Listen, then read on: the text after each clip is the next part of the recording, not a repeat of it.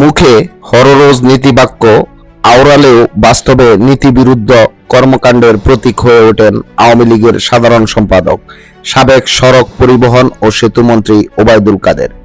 ক্ষমতাচ্যুত আওয়ামী লীগ সরকারের ও দলটির সবার কাছেই নীতিবিরুদ্ধ কর্মকাণ্ড এবং স্বৈরাচারী আচরণের এক উদাহরণ হয়ে ওঠেন তিনি, যদিও তার রোষানলের শিকার হওয়ার ভয়ে এতদিন মুখ খোলেননি কেউ। আওয়ামী লীগের কেন্দ্রীয় নেতারা এবং সড়ক ও সেতু বিভাগের কর্মকর্তারা বলেছেন, উপরে সততার খোলস পড়ে থাকলেও ওবায়দুল কাদেরের ভেতরটা সম্পূর্ণ উল্টো। অনেকের মতে আওয়ামী লীগের ইতিহাসে তিনি একমাত্র সাধারণ সম্পাদক ভাবমূর্তির মানদণ্ডে সবার কাছেই যার অবস্থান ছিল শূন্যের কোঠায়। তবুও এই নেতা হয়ে যান দলটির 3 বারের সাধারণ সম্পাদক, যে কারণে দল ও প্রতিষ্ঠার পর থেকে সবচেয়ে বড় বিপর্যয়ের মুখে পড়তে হয়েছে কাদেরের নেতৃত্বের আওয়ামী লীগকে।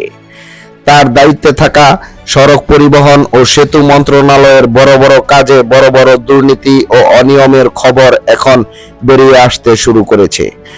সেতু বিভাগের কর্মকর্তারা গণমাধ্যমকে বলেন, মুখে সত্যতার কথা বললেও কার্যত অনিয়ম ও দুর্নীতি ও লুটপাটকে আশ্রয় প্রশ্রয় দেওয়ার মতো ঘৃণ্য কাজ করতেন সাবেক এই মন্ত্রী।